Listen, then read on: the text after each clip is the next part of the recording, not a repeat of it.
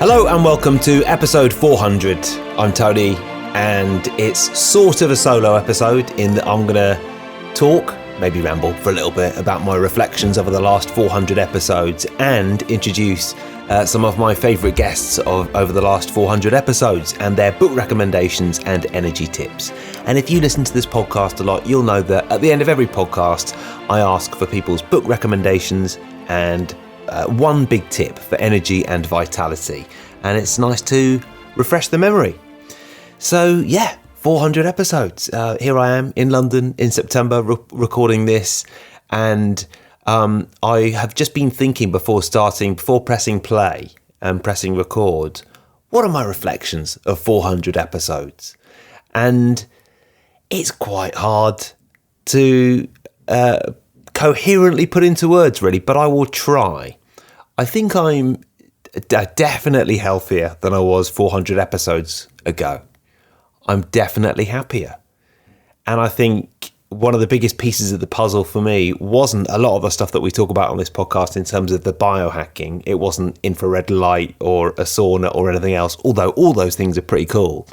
It was, for want of a better phrase, sorting out my shit and, really digging deep into the emotional stuff. So that's definitely made me healthier and happier and physically healthier as well. I've also become far more finely attuned to what gives me energy. This is a podcast about energy and vitality, and I am now so attuned to when I feel energy and when I don't. And there's two things that just make a massive difference to my energy levels. Actually, let's make that three. The first one is working out. I never realized how much exercise was so important in terms of my energy, and I do now. It's not just workouts, it's low-level exercise all the way through the day. And, when I started this podcast, I had a full-time job in TV, which meant that for quite long periods, I had to be in a dark room with no windows, in it often until midnight, getting into bed at 1:30 in the morning. I don't have to do that anymore. So it's easier because I now do some TV work, but do more presenting this podcast and more writing and running my business. It means that I'm more in control of my schedule. So this afternoon, after recording this, I'm going to go out and I'm going to record some sections of my book. So I've been playing around with some first draft audio narration and using an app called Otter to do that with. To be honest, it's very first draft, but it means that I get out and about. We have all our meetings as walking meetings as well, and that low-level movement is important to me. I was never good at school, and I have spoken about this on the podcast before. I think I know why now. It's because I hate sitting down. I just need to move all the time. And for this podcast, right now, I'm sitting down. But the moment I finish, I'm going to go and move. And movement is very important to me. I worry that my son will feel the same about going to school as well. He just won't like to be sitting down and be told what to do. But there's a lot of things about the school experience you can't really change. So I'm definitely more finely attuned to, number one, how important exercise is for my energy levels. And it's not one of the most sort of sexy solutions for energy and vitality, but it works for me. Second one is meditation, and I have obviously spoken about that a lot. And the third one, the master hack, is sleep. And again, it's not particularly exciting, but one of the podcast guests that I haven't put in this podcast, but I do highly recommend that you go back and check, is Matthew Walker, who wrote the book Why We Sleep. And I interviewed him 2 or 3 years ago, maybe 3 or 4 years ago now. Went to interview him after he'd had a very poor night's sleep. But you know what? For me, the difference between 6 hours and 7 hours of sleep is almost more important than any other hack. Now, the thing is, when I've been thinking about my reflections for this podcast, what have I learned after 400 episodes? The answer is sort of everything and nothing, because I still go to bed late sometimes. I still don't do all the things I should do. And maybe that's fine, and I'm not too rigid about it, and that's the most important thing. But when I go to bed early, I definitely feel better the next day. So in celebration of the fact I've hit 400 episodes, which I don't think I thought I would do back when I started this podcast in 2014 or 2015, I've selected 5 of my favourite podcast guests. By no means the best 5 or the most famous 5 or the 5 that stand out the most, but I just jotted down 5 names at random, and me and my podcast producer Steve have put these together, and Alison as well. We decided that these 5 would be good, just to refresh our memory for differing reasons. So in order, here are the 5 podcast guests that you will hear from the years of Zestology. And we're going to refresh our memories on their book recommendations and energy tips. Today, on episode 400, we say hello again to Joe Wicks, who, if you're in America, you may be like, who the hell is Joe Wicks? And 50% of my audience is still in the States. So let me tell you, Joe Wicks is one of the most famous men in the UK. And that is partly because he did some very famous lockdown workouts, and partly because he's a thoroughly nice chap, and partly because he's got cookbooks and exercise programs and is very inspiring. He's mainstream and very good at being mainstream, and deserves to be because he's so brilliant. And I went to interview Joe, and I did a joint podcast and written interview for Balance magazine when I went to interview Joe. So I was sort of making notes and recording it at the same time, and then we released it as a podcast with Balance. And Joe is the first person on this podcast today.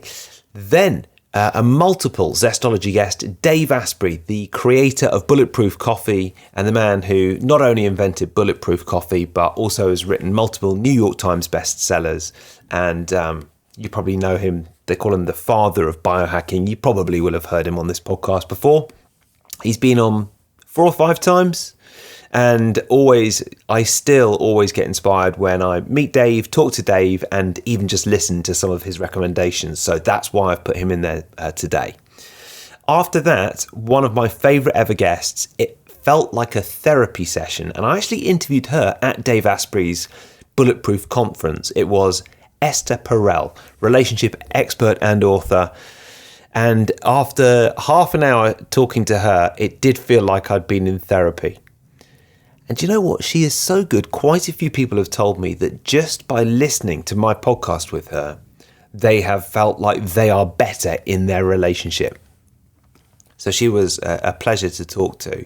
And side note, my Esther Perel podcast, when I publish these podcasts, they also go on YouTube at the same time. And I never think anything of it, and I never promote them on YouTube. And it's just quite a boring graphic. It's not a video or anything like that. And I just put them there as well, just in case it's easier for people to listen on YouTube. It's not normally. It's easier for people to listen on Apple or Overcast or Spotify or whatever it is. The Esther Perel podcast has been listened to, I think, more times on YouTube than any other podcast, because you can actually measure it. You can see how many views or downloads they've had. So that one is definitely a popular one. It's got hundreds of comments on YouTube as well. And she is great. Just so good. If you've got a problem with your relationships, if there's one author I would encourage you to check out, it is Esther Perel. And I'm honoured that I've spoken to her on this podcast. Next up, it's in the world of biohacking, there's 2 people that are probably a little bit more famous than any other, Dave Asprey and Ben Greenfield. And Ben Greenfield features on this podcast as well. Saw him talk this year at the Health Optimization Summit. It was a pleasure I introduced him on the stage as well at the Health Optimization Summit in London, and interviewed him on this podcast. And again, very inspiring and just brilliant to talk to him. And finally, it is Sarah Knight, the author of some very irreverent guides, and a real best-selling author, and an amazing career journey, actually, because she started off in publishing and was quite senior in publishing. And when I say quite senior, very senior. She was very good at what she did. And then she just thought one day, do you know what? I can do this as well. So she gave up her job in publishing and started writing instead.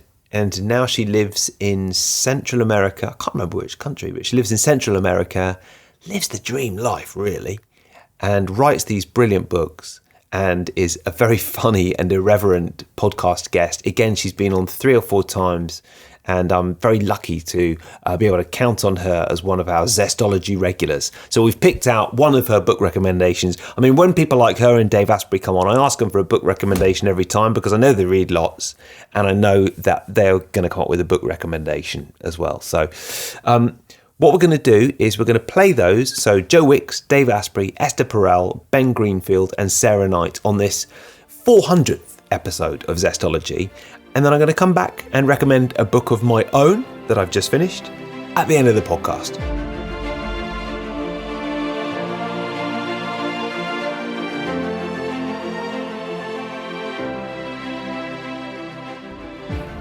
Joe, you've done very well. I've got one more question for you. What is one book you'd recommend and one tip for living with more energy and vitality? And bearing in mind you've had 3 hours sleep and 3 double espressos today and you don't normally drink coffee, that energy question could be a good one because you might want to take your own advice. So it's my favourite book to recommend. Favourite book to recommend, or like any book you think that might inspire people, or a book that's inspired you. It might be something you read recently or something you read a while ago. I'm not a massive book reader. I'm a massive podcast listener. Yeah, okay, perfect. Podcast, right, so rather than say book, I'm going to say you should definitely follow this podcast called How I Built This. Have you listened to it? No. It's brilliant. It's called How I Built This, and it's about entrepreneurs and people that have set up companies, you know, from things like Airbnb to Instagram and to, like, you know, different products. And it's just incredible because it's the same thing. Like, there's this guy called, he set up Stonyfield Organic Yogurt in America, and he was literally one man with one cow, milking a cow, making organic yogurt.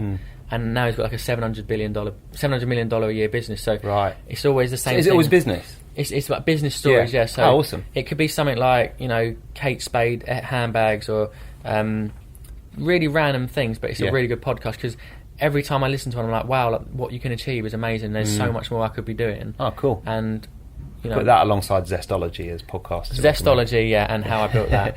And then, one tip for living with energy. Exercise. Yeah, exercise makes you happy. It gives you more energy. It makes you productive. It makes you, you know, make better food choices. So exercise, it shouldn't be an option. It should be literally an essential part of your life. And everything else will fall into place around that. Good stuff, Joe. Thank you. Thank you very much. Really appreciate it. I'll check out your podcast, Yeah, Zestology. Appreciate it. Yeah. Thank You're on you. it. This is on it. Oh, you're putting it up? Oh, yes. I'm on Zestology, winning. Yes. Yeah, it's on Follow it. at the Body Coach. Thank you, mate. So very quickly, what is one book you'd recommend? I have asked you this before, but, you know, I'm going to ask you again. And one tip for living with energy, vitality and motivation of everything you've talked about, perhaps something forward, kind of looking forward thinking in terms of the future. Wow, so one book I'd recommend right now. It can be your own if you want. I know you brought one out recently. I mean, it's kind of self-serving to say that. So I will plug Headstrong because it hit the New York Times best-selling list of science congratulations. books. Well, thank you. Advice books is a category that a lot of authors get there. It was one of the biggest honors I've ever had in my career to make the monthly science bestseller list with some very famous books like Sapiens and Homo Deus and books like that. And speaking of books that I would recommend for people is a book that was one above my book on the New York Times Science list, and it's called Homo Deus. And this book is about how we've used technology, how we became the humans we are today, and where we're going. Because we are reaching a time of exponential change in what it means to be human. We have systems coming online right now that can do a lot of things that we used to have to do, the drudgery of life. And our history for the past thousands of years has been, how do we waste less time? People would never think of this, but baking powder, this simple stuff you use to bake more quickly, changed the world. And there were whole trade wars about this going back about 100 years because it freed women from having to spend a couple hours making bread. And we are on this continuous path to stop doing stuff that doesn't have a high return for the world. And Homo Deus is a book that can tell you where we're going, and I think that's a really worthwhile read. And then what was the tip for living with energy, vitality, and a motivated, purposeful life? This is the free biohack, and it's one that I open and close the conference with. It's something that I do with my children every night when I tuck them down for bed. And it's something that we actually do as part of 40 Years of Zen. Like, it's built into my life. And it's simple. It's called gratitude. And what you do is, usually before bed, because you'll sleep better, but you can do it in the morning if it's helpful, sometimes twice a day, write down or tell someone 3 things you're grateful for. So you can tell yourself this story: this is the worst day of my entire life. And I will tell you right now, that's not true because you're still alive. So the story you're telling yourself isn't right. And when you write down these things you're grateful for, it changes your nervous system. And when you change your nervous system at that level, it changes the power production systems in your body. And you stop looking at threats and you start realizing, wow, even if I had a hard day today, I live in a time of incredible abundance where I have at my fingertips more resources, more food, more knowledge, more information, more control than a king had 250 years ago. It's literally at that level. So we live in an incredible time. And if you can find gratitude for the smallest thing in your life, your nervous system and your brain will change. So that's my tip. Be grateful. Yeah, that's awesome. Well, I have plenty of gratitude for you and this conference and all the free coffee. I've probably been drinking a little bit too much of it. Is there such a thing? Yeah. But thank you so much. It's always fun to meet. Thank you. I'd like to finish by asking you one book that you would recommend people to read to get more involved in everything that you talk about in terms of successful relationships, whether it's monogamous or anything else. And also one tip that you would give people in terms of successful relationships. This podcast is about energy, vitality, and motivation. I think great relationships definitely feed into that. So it's interesting. I was just making a list of what I would consider 10 good relationship books. I don't know that I have my one and only. Because I think sometimes it depends if people want something a little bit more philosophical or more directive. I think that one of the books that will still remain for me very crucial too. One is they're not current actually, they're real classics. The Art of Loving by Erich Fromm. I think is still one of the foundational books that really said love is a verb. It's active. It demands active engagement. It's not just a permanent state of enthusiasm. It's not about finding the person. It's about being the person. It's not about finding the person to love. It's about being a person who loves. That's really powerful. And I still think this is essential. And then the second book would be A Man's Search for Meaning. Oh, yeah. By Viktor Frankl, because the fundamental belief of Viktor Frankl was that you can't always create your conditions, but you can always choose your attitudes to the condition that is imposed on you. The ultimate freedom of the human being is to choose how they will deal with a situation, even if they can't control the situation. And that's what you have in your relationship. You don't always control the situation, but you have the entire freedom to decide how you're going to deal with it. How do you want to deal with this? Even if your partner is being an absolute jerk, is that what you want to do? Now, in terms of my tips, look, I've often thought what makes for thriving relationships, right? There's different pieces. I would say definitely our ability to take responsibility, to own what's ours, to go to the other, to say, I made a mistake. I'm sorry. The ability to just apologize. The ability, especially for, like you work with a lot of high motivation entrepreneurs and this and that, every time you miss a meeting and you go home and you say, I'm sorry, I had an important meeting, I couldn't be there for the game, I couldn't be there for dinner, you basically are saying, I'm damn important. I'm so important that I couldn't be here. When in fact, the only reason you could stay late or do the thing you needed to do is because you had a partner who was covering for you. So instead of being apologetic and saying, I'm sorry, I'm so important, you come home and you say, thank you, I couldn't do it without you. That changes the entire equation. Apologize a little bit less and be a little bit more grateful, because it will show you your dependency on the other person. You can't, especially if you have a family with kids and this and that, or if you have other obligations, doesn't matter. I can't be gone if you're not the one that is here. And therefore, I have to thank you for being here. If I'm just telling you how important I am, that I couldn't be here, I basically make you feel consistently that you're not that important. Touch. Touch is essential. Relationships can exist without sex. They can't exist without touch. We get irritable, depressed, and angry when we are not touched. We are touch creatures. Shut the fuck up on occasion.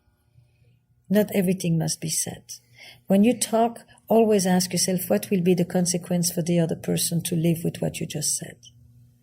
Not about your need to say things. Sometimes you'll feel better. Your nightmare may be over, but your partner's nightmare is just beginning. So think about the other person.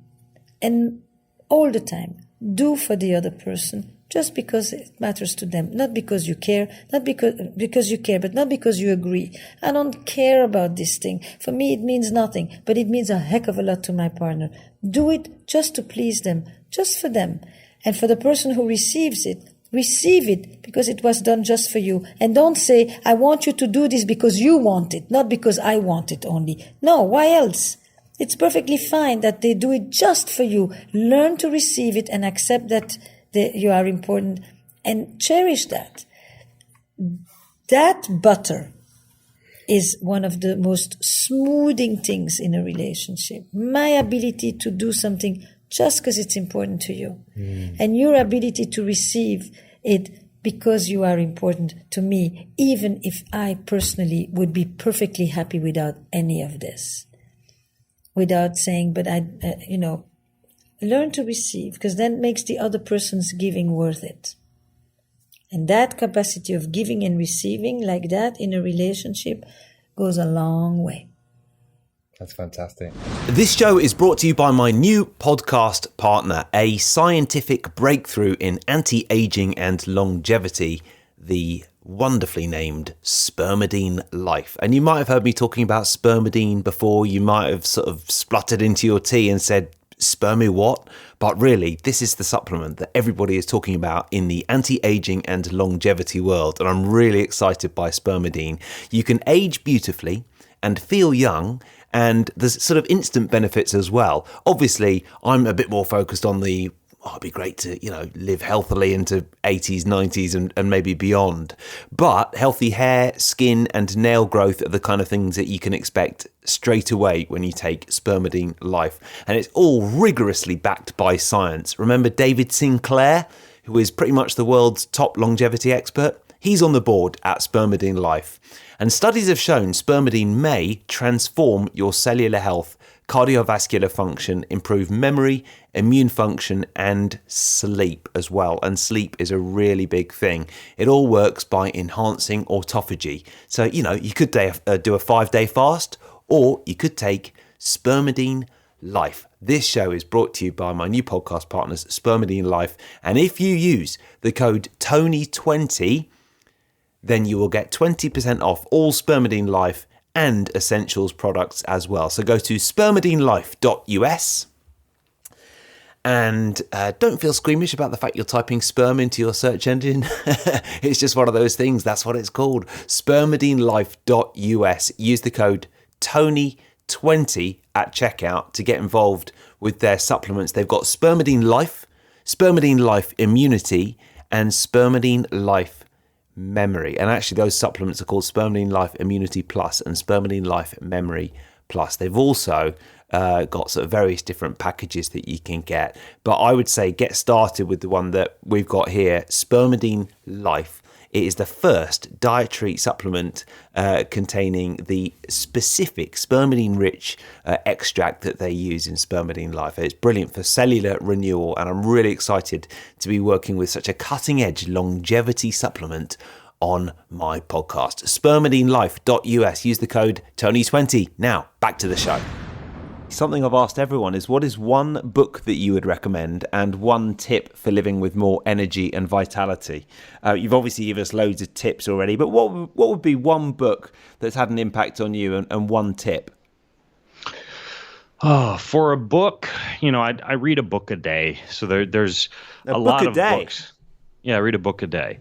And so there's a lot of books that I recommend, but I would say really good one in terms of just overall perspective on life and kind of helping you to create a filter to see life through would be Seeking Wisdom by Charlie Munger, who also has another really good book called Poor Charlie's Almanac. He is the partner of he's at Berkshire Hathaway. He's a partner for what's his name, Warren Buffett. So that would be a book I'd recommend. Would be Seeking Wisdom. Okay. And then as far as a daily practice for nitric oxide, for nervous system regulation, like the heart rate variability that you were talking about, for a variety of health reasons, including cellular resilience and kind of that hormetic effect, I would say some kind of cold exposure every day. I mean, ideally, that's combined with sunlight, good minerals, good water, grounding, earthing, all these other things we can do to enhance our mitochondrial health. But a cold shower or cold soak or a cold bath or jumping into a cold, icy, for me, I love to go down to the Spokane River and just jump in the river. For me to swim across the whole river and come back across the river takes me about 7 minutes or so. And so for me, that's just like if I'm just driving home or I happen to be riding my bike or whatever, like I jump in the river, I swim across the river and back, and man, I just feel like $1,000,000. How do you read a book a day? You open the book and read it. Are you using some kind of speed reading technique? No, I've just been reading, since I was a kid. I open the book, I scan the table of contents, I go to the end, see if there's any added matter in the appendix or in the end of the book. Then I begin the book. I read very quickly, tracing with my finger. I have a pencil or a highlighter. I fold over pages as I go, pencil or highlight anything that I come across that's interesting. Have a rule that I cannot turn the page backwards so that I'm always reading with intention and never zoning out as I read. And then tasks will expand to the time allotted. So for me, typically, it's between 9:30 and 10:30 p.m. while I am lying in bed, or it is while I'm in the sauna, or I always have a book in my bag. So if I'm ever standing in line or stuck at a train at a stoplight or whatever, I always just take out a book and start reading. So I read a lot. It's kind of part of my job. I research a lot of this stuff, and then I get to go out and tell the world about it. So a big part of this is just, I consider it my job to read just about everything that comes out in the sector of health or wellness or nutrition or biohacking or, any of the type of things that help me to serve people better. So something I ask everyone, Sarah, and I asked you this before, but I'm going to ask you again, is what is the one book that you'd recommend and one tip for living with more energy, vitality, and motivation? It can be any book, perhaps a book you read recently or perhaps one that's made an impact on you throughout your life at some point, and any tip. Okay. I should have thought about this before we got on the phone, and I didn't, but I didn't know that you were going to ask me again. Well, yeah, you can have a little while to think about it, or it can be one that you've read recently. Well, I have actually been doing some great pleasure reading lately, and I will say that the most recent book I read was called The Clancys of Queens. Okay. And it's a memoir by this woman named Tara Clancy. And she grew up in Queens, New York, which is a borough that I didn't know anything about. I'd been living in Brooklyn for 10 years. I'd lived in Manhattan before that. And Queens was kind of a strange land to me. And she paints just this amazing portrait of a childhood growing up with a big, boisterous Italian family on one side, a sort of much more reticent but equally traditional Irish family on the other side, and then sort of all of the family that she pulls together from the various parts of the neighborhood, whether they be, elderly folks, whether they be people from, other cultures and other ethnicities, and being sort of pulled together, whether it's at school or at the playground. And it was just a really, I posted on Twitter about it. It was a really cathartic read for the times that we are living in now, because it really shows how people from all different walks of life who are just thrown together by virtue of living in the same neighborhood can just, cross their cultural borders and become not only friends, but really become family to one another. So, while it happens to be the most recent book that I read, it really... Yeah, it made me feel good in a way that I really needed right now. So perhaps if anybody else is out there feeling a little bit unmoored by the recent events triggered by our globalization, they can remember that it is possible to create little mini global communities all over the place and function happily and peacefully. So yes, I've just the made a note of Clancy's that of as well. Queens. Yeah, thank you.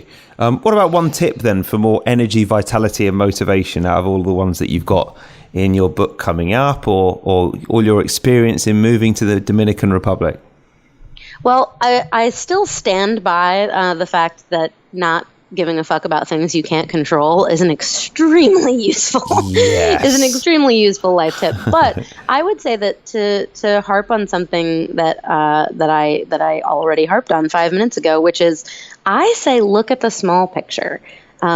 Make things smaller and more manageable for yourself, because that's how you renew your energy on an hourly and daily and weekly and monthly basis, by not depleting it in the first place. Do the little things. Look at the small picture. In Get Your Shit Together, I say life is like an adult coloring book. You just start with a little blank space and you color it in, and then you color in the next one, and then you move on to the next one, and before you know it, the big picture has materialized before you. And I do think that the key to not becoming either physically or emotionally drained is to allow yourself that time to sort of re-up your energy resources. And so I say, if you just peck away a little bit at a time, sort of like Andy Dufresne in The Shawshank Redemption, little bit at a time. Yeah. And then finally you've got, your massive goal that you had set for yourself has happened, and you haven't driven yourself crazy along the way.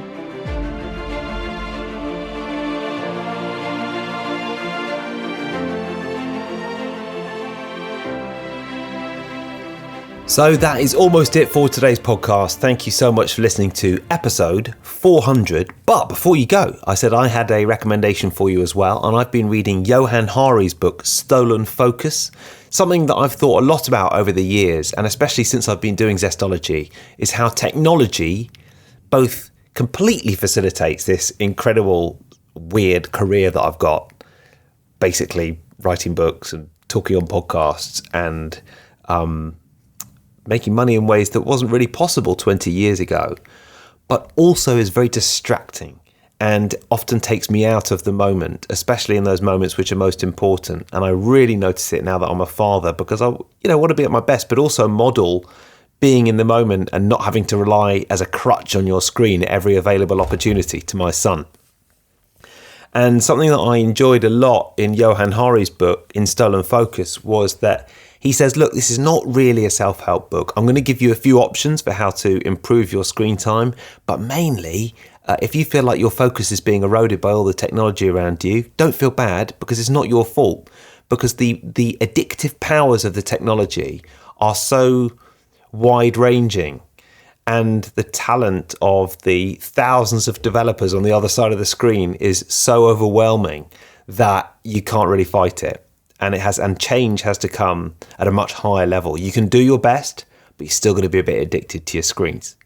So I thought it was an excellent book. Johann Hari has long been an interesting writer to me, and he's had a very interesting journey himself. And something that he does in this book is goes and meets a lot of scientists and quotes a lot of science. And that's what I always like. I like in books that I read, which are non-fiction, I like depth, I like science, and I like ideas and books that make me feel intelligent. And that's all of those things. So it's an excellent book, and that is my recommendation. I mean, it's not my best ever book, but I would definitely give it 5 out of 5. And I made a lot of notes on it as well. This podcast is brought to you by a new sponsor. It is spermidineLIFE, and you can go and check them out at spermidineLIFE.us and use the code Tony20 for 20% off. Okay, so it's spermidineLIFE.us and use the code Tony20 for 20% off. And I'm hoping that you know by now that spermidine is not the same as sperm, but it does have a very odd title, and it is possibly the best thing you can take for longevity and anti-aging as well. And you may ask, why does all this matter? And why do I want to take spermidine? Well, you want to take it for cell renewal, hair growth, nail growth, healthy skin, beauty, and longevity and anti-aging. That's the bit I like. Whisper it quietly, but my wife is more into it for the nail growth, hair growth, and beauty. I'm into it for the longevity. and the anti-aging. And if you heard my podcast with Dr. David Sinclair a while back, he talked all about spermidine. Spermidine is a very hot topic in the anti-aging world, and that is because as we age, our ability to provide natural levels of spermidine in the body decreases significantly, and that means there's less autophagy going on, there's less cellular rejuvenation, and spermidineLIFE makes cell renewal simple. It is the gold standard of longevity. And I've got to know this company over the last few weeks. It's very cool what they're doing. So if you want to go to spermidineLIFE.us, that is spermidineLIFE.us. I've never said the word sperm so much in a podcast, but it is an absolute pleasure to partner up with spermidineLIFE.us. Remember to use the code Tony20 wherever you are in the world. They will ship to you. And I think, increasingly this podcast leans towards longevity. And I'm really looking forward to seeing what happens over the medium term. I mean, I feel great on spermidine straight away, but how will things look in the medium term? How will it affect longevity? Go to spermidineLIFE.us and use the code Tony20 to find out more. And, it's just worth a Google, spermidine in general, because it's such an impressive addition to your anti-aging arsenal. That's it for episode 400. And I'm very pleased to say that episode 401 is going to be a banger. Next week, we are looking at the science of goal setting with someone properly famous in this world. Dr. John DeMartini was one of the main stars of The Secret, the famous film back in 2006. And I just recorded my podcast with Dr. John DeMartini, and he's got an incredible life. And he lives all year round on a boat, sailing round the world. I think it's fair to say he's quite successful. He's done quite well since the Secret. So he's on his boat when we record the podcast, and you will hear that next week in the science of goal setting on Zestology. Until that, thank you so much for being part of these 400 episodes. I'm really very grateful for all your feedback. Occasionally people get in touch, and I love that because podcasting can seem a little bit like you're in your spare room talking to yourself. And so to be able to get your feedback is lovely. If you've got any suggestions over the next 400 episodes, oh God, am I actually going to do another 400? Then let me know. And actually, I am looking at a bit of a podcast refresh for autumn. And what I'm going to do with the mailing list is send out a little quiz where people can give feedback, good and bad, and any suggestions for the future. So let me know if you've got anything. And make sure you're on the mailing list at tonywrighton.com. Thank you for listening to all these episodes. And here's, I guess, to the next 400. See you next week for the science of goal setting.